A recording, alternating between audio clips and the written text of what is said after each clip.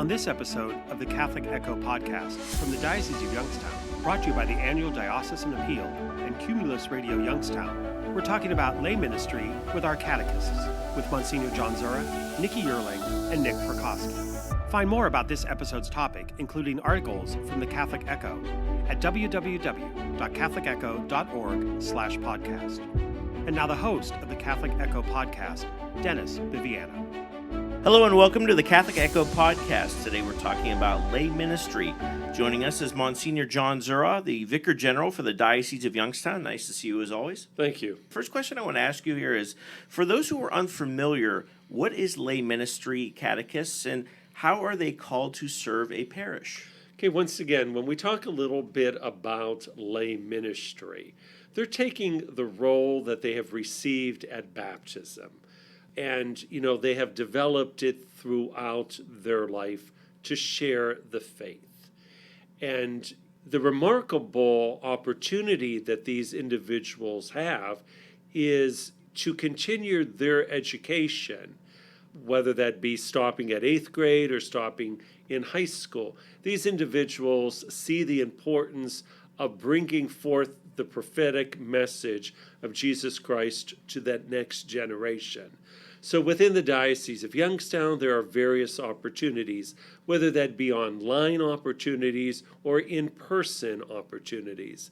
And if individuals want to even go a little further to possibly make this a career for themselves, the Diocese of Youngstown participates in the LIMEX program in New Orleans, where an individual can get an actual degree in a various ministry opportunity that the school provides. Now, what type of background, or training do they need? I read about a 30-hour specialization course. Is that what you're talking about with LIMEX? Yes, for that, it is a degreed program in which they have an opportunity to select their area of special, whether that be, maybe youth ministry, whether that be maybe parish administration, whether that be other various ministerial or pastoral opportunities. They have an opportunity to take some basic courses, but then with the writing of their thesis, they could truly identify what their area is. Here at St. Charles, where I'm pastor, one of our employees just went through the lay ministry program, got her degree from LIMEX, and her area is communications. And she is using that avenue to enhance the catechetical aspects within the parish. What is it like for you to see someone from your parish go through that process and come out more involved in the church in their ministry? I think it's important for us to realize that through our baptism, we each have a responsibility of bringing forth the faith. When individuals take an interest in one of these dimensions of the faith or pastoral approaches of the faith, this enhances that concept that we're all invested. It's just not the priest or the deacons or the women religious, but together, we participate in that priestly, kingly, prophetic ministry of Jesus Christ. Mm-hmm. And obviously a need for priests across the diocese, across the nation. And Pope Francis has also said there's an urgent need for evangelization of the modern world. We talked about that a little bit earlier about local and diocesan level, about the need for it. Right. And, once again, as the church continues to develop and grow, and especially with mergers or collaborative units, we realize that one person cannot do it all by himself or herself, that we do need individuals that are able to articulate the gospel message in a very real way. And sometimes, these areas of expertise enhance the church. They enhance the mission of the church. And in a very real sense, it does not limit the church, but rather it expands the church so that future generations can see that there are opportunities out there in lay ministry. It's just not the vocations of priesthood or the vocations of religious life or the permanent diaconate, but there is room for a greater diversity of people working together to build the body of Christ. What advice do you give young people, let's say Generation Z under 30, who would want to be more involved in their respective parish? I think, to get to know what does the parish have to offer. There are a wide variety of programs, and especially with this Generation Z, they want hands-on experience. They want to bring forth not only the Word of God, but the action of God. So examples such as the Vincent de Paul Society, is one of those hands-on approach to, in fact, help those who are less fortunate. And, the various programs within each of our parishes and the unique programs that are coming out of our parishes give that next generation a fuller opportunity to take the hands-on approach and simply say, I can be involved without making a life commitment to priesthood or religious life. And last question I wanted to ask you is, how else can folks seek out more information about lay ministry here in the diocese?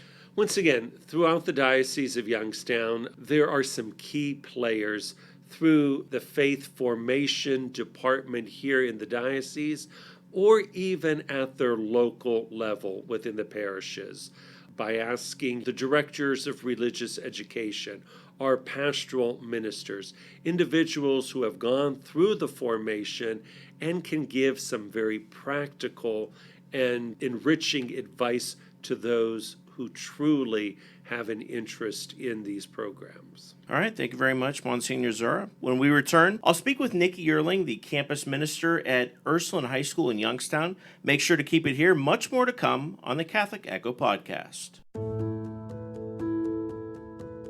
The Catholic Echo podcast will inform and entertain the faithful of the diocese by covering various topics that are relevant in the Church today. Bishop David J. Bonner begins the podcast with your host, Dennis Biviano, on the topic of the day, and then you'll hear from others with expertise on that topic. You can listen to the Catholic Echo podcast on WHOT-FM 101, WYFM-FM 102.9, WQXK-FM 105.1 on Sundays at 6:30 a.m., or catch it online by going to www.catholicecho.org/podcast. The Catholic Echo podcast is produced by the Communications Department of the Diocese of Youngstown. When storms hit, we are there to rebuild. As our neighbors age, we lighten their burdens. As our veterans adjust, we ease their transitions. In every part of the country, we are there. We are Catholic Charities. We serve millions each year regardless of their faith. We put food back on tables, unlock doors, and walk together on the road back. Help Catholic Charities serve your neighbors in need. Join us at wearethere.us. St. Angela Merici founded the Ursuline Sisters in 1535, the fulfillment of God's plan for her to found a company of consecrated virgins who would one day establish schools, orphanages, and dispensaries throughout the world. In the Rule of St. Angela, dictated by St. Angela herself, we discover her great love for and reliance on the Eucharist. St. Angela writes, "For in the Holy Mass are to be found afresh all the merits of the Passion of our Lord, and the greater the attention, faith, and contrition one brings to it, the deeper is one's participation in these blessed merits, and the greater the consolation one receives. Indeed, this will be a communion in spirit."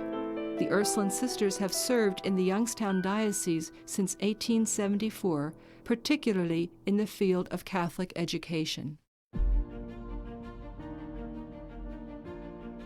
Did you know that the Catholic Echo magazine is delivered 10 times per year to 52,000 Catholic households in Northeast Ohio? That is more than 150,000 people. And the Catholic Echo website, catholicecho.org, has been averaging 30,000 views per month since it launched in February 2023. Advertise your business, special event, or service with the Catholic Echo in print or online. Email catholicecho@youngstowndiocese.org. Advertising discounts are available for Catholic institutions, as well as for businesses that commit to 5 or 10 issues in a year. Email catholicecho@youngstowndiocese.org or visit the advertising tab at catholicecho.org for more information. Many sisters, brothers, and religious order priests served for little pay, and now their communities lack retirement funds. I spent 34 years as a teacher. I just loved interacting with the students. Gifts to the Retirement Fund for Religious help provide for medications, nursing care, and more. An annual collection is held in parishes across the nation. I always remember you in my prayers. Please give to those who have given a lifetime. Visit retiredreligious.org. Welcome back to the Catholic Echo podcast. I'm joined now by Nicki Uerling. She is the campus minister at Ursuline High School in Youngstown, and we're continuing the discussion on the role of lay ministry. Nicki, thanks for joining me. Thanks.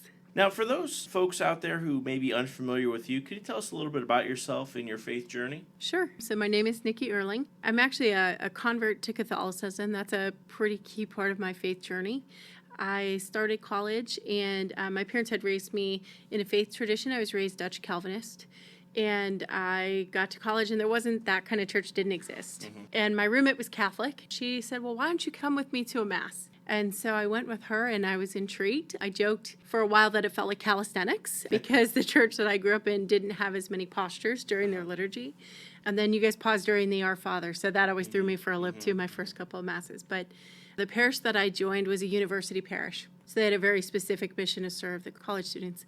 And they provided an open environment for me to ask questions and really dialogue about faith. And I just kind of grew from there. And I really remember it was my senior year of college that I had gone home, and I found that when I went home, I still wanted to seek out a mass. And that was for me when I knew, like, this is where I really feel home. Yeah. Now, you work a lot with young people on their faith journey. I guess what is the best part of that for you? I love the excitement of young people. So I've done a couple of different age range. I started out doing college campus ministry, and right now I'm doing high school campus ministry. And in both of those age groups, the hope and anticipation for what's yet to come is so palpable. Like, I was talking with my students about what is it that they're dreaming of, and we're talking about some of the key things of their junior year and how they can use those stepping stones to get where they want. But it's just so much fun hearing all their dreams and all their aspirations, and then being able to accompany them as we figure out, how does your faith play a role in this big life journey that you have ahead of you? So just the excitement and the wonder and awe that I think is so present at those ages is probably my favorite part. You know, I took a look at, when I was doing some research on your background, and took a look at Ursuline High School's website. It says, quote, "Together we will have the opportunities to grow in our faith both inside and outside of the classroom." Can you tell folks what you mean by that and why it's important? I know you mean morning prayer, mass. What exactly do you mean by that? I think for us, like, developing as people of faith is not something that only happens in one environment, right? We're hoping that kids have the opportunity to appropriate and really grow in their sense of who I am as a spiritual being and as a person of faith, and recognizing that that impacts me not just when I'm within the walls of Ursuline High School, or not just when I'm at my parish or my church, but no matter where I am, that's still a part of me. And so for us at Ursuline, we've integrated that in a lot of different ways. So we have lots of different ways for our kids to be engaged in service, which seems to be one of the biggest ways that our kids express their faith life. So we do, it's called Students of Stewardship, so our kids are out and engaged in the community doing service all the time. At school, we're providing opportunities for them as well. So each of our grade levels goes on retreat every year. Get a chance to just take a step away from a normal day, pause, reflect, find out, who am I as a person of faith, who am I as a member of this community, all the way up through their senior year when they're thinking about, where am I going? What next steps do I have to take, and how does my faith come along with me? So yeah, I think that it's just part of that integral development of faith coming together as part of your person, not just in one place, but everywhere you are. Yeah, and of course, a great builder for the resume, but, watching their faith journey has to be exciting for you. Yeah, it's excellent. I teach juniors, so I teach morality and social awareness, and the questions that kids ask and the way that they want to journey and they want to ask the big questions, I think is wonderful. And it's a privilege to be present to that and to be able to say, like, it's okay if you don't know the answer to that.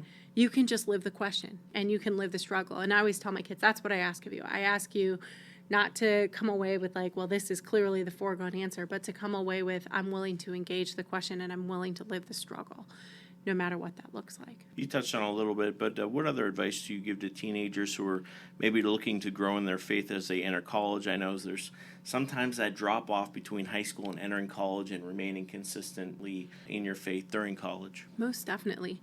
So I usually tell kids to look for a Newman Center. I find a lot of kids don't know that the Newman Centers on campus are the Catholic centers. So that terminology isn't always a connection. And because I spend some time in college campus ministry, sometimes if I can direct them to a particular person, I think that's always helpful. So, hey, if you're headed over to Kent State, look for my friend Father William. You'll find him. He's out on campus and he'll help you get connected with the faith community. And just reminding kids that, yeah, it's the first time in your life where you have to make that choice. You have to decide being a person of faith is something that's important and significant to me, and you have to decide to live that out. So I always remind kids, be active in that choice making and decide this is who you want to be and live that out. Many fond memories as a Kent Stater myself at the Newman Center. Last thing I want to ask you today is any good resources out there for those considering lay ministry? I would say in our diocese, we're rich with people resources. So if you are interested in exploring lay ministry or interested in finding out what does this look like, what does it mean, either find a lay minister in your parish, sit down and talk to them. I know all of us would love to sit and talk to people about what is the reality of this job, what kind of things do you need to do in order to enter the field, or even coming downtown and having a conversation with Barbara Walco or Cindy Case and Margie Hines in that office of faith formation and lay ecclesial ministry. And they'd love to talk to you again about what's the reality of this field, what kind of things can we do to help you engage in ministry on a professional level. Definitely check out our website as well, doy.org. Thank you so much, Nicki. Great to meet you in person here. Coming up next on the Catholic Echo podcast, Katie Wagner goes one-on-one with Diocesan Pastoral Associate Nick Perkoski. Much more to come when we return.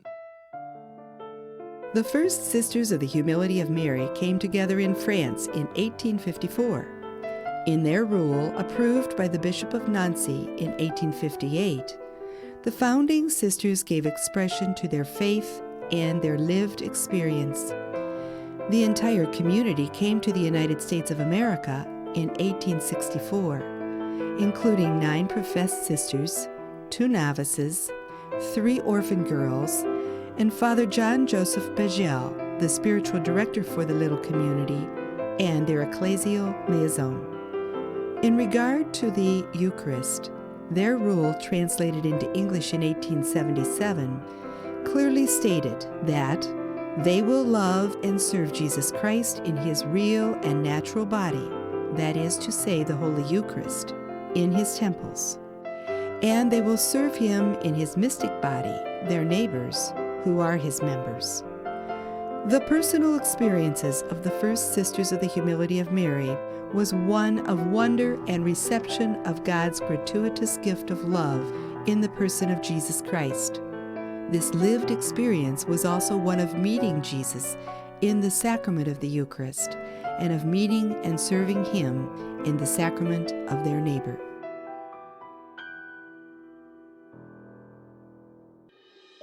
Wondering what happened to timely Catholic news in the Diocese of Youngstown? It's at catholicecho.org.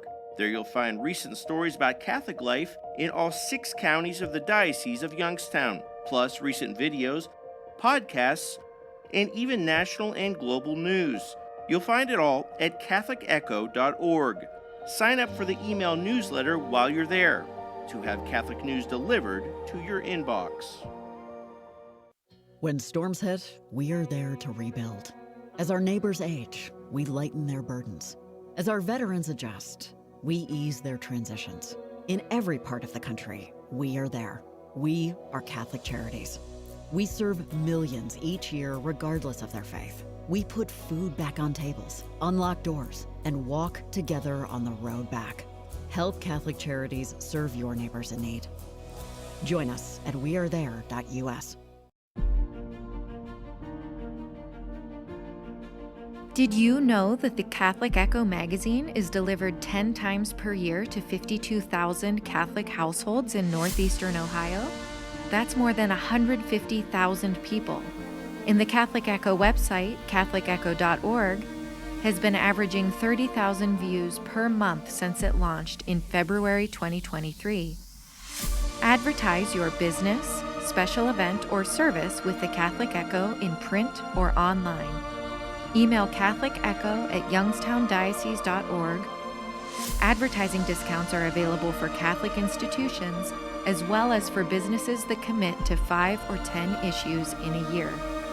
Email catholicecho@youngstowndiocese.org or visit the advertising tab at catholicecho.org for more information.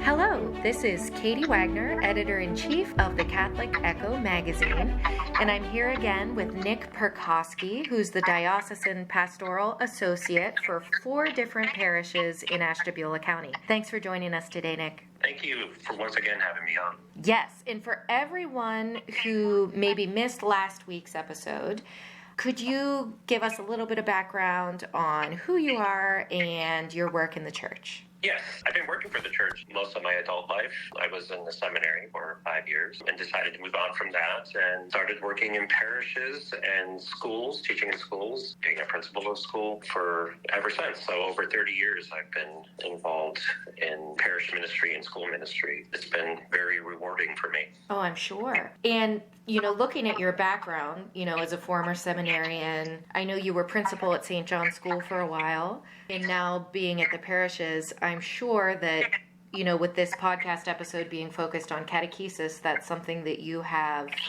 a very particular idea of and, something that you're very familiar with. Yes. Since you are currently working as a pastoral associate, why don't we talk about what catechesis looks like on the parish level? Can you speak to the various programs that are being offered at your 4 parishes? Sure. So prior to this position and prior to being principal at St. John, I was a director of religious education for many years.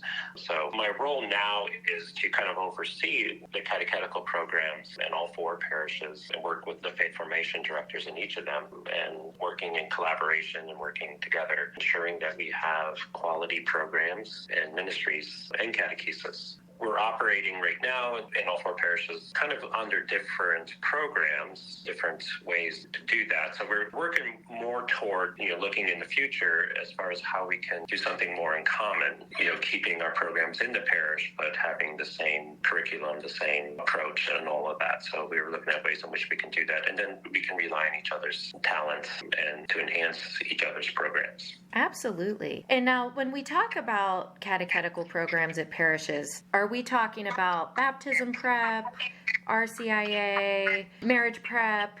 Is that sort of all-encompassing, or are there particular programs that you would say more fit that category? It is more encompassing. The focus a lot of the times is more so on the faith formation program for grades K through 12.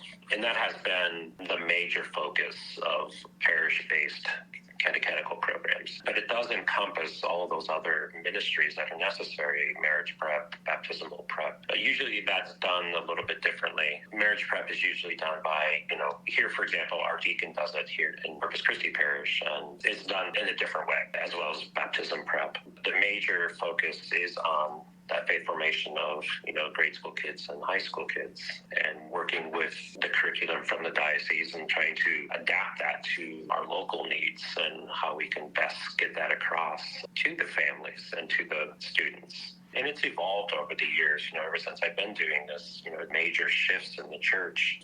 First of all, major shifts in population, major shifts in participation of families in the programs. We don't have as many students attending as we once did, and I think that's a challenge for all parishes. But, how can we best serve those students and their families? And the way we do it, too, has changed over the years. So, the major focus has been on the kids, but now we're trying to develop these catechetical programs ways in which we involve families, more family-centered approach. For example, here in Kanye, we do a monthly family day for faith formation, and we have a breakfast for everyone, and then we have a program for the parents, we have a program for the students, and that way we keep the parents engaged and involved, because really they are the primary educators of the faith. So we try to equip them with the knowledge, with the materials to teach in the home as well. Because what we offer for an hour and a half on a Sunday cannot make up for what needs to happen in the home. And actually, the first segment of this podcast, we did cover, a bit of how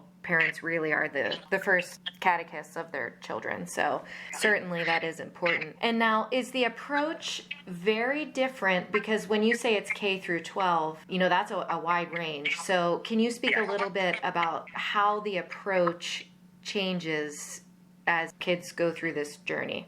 So the I guess we call it the grade school program here.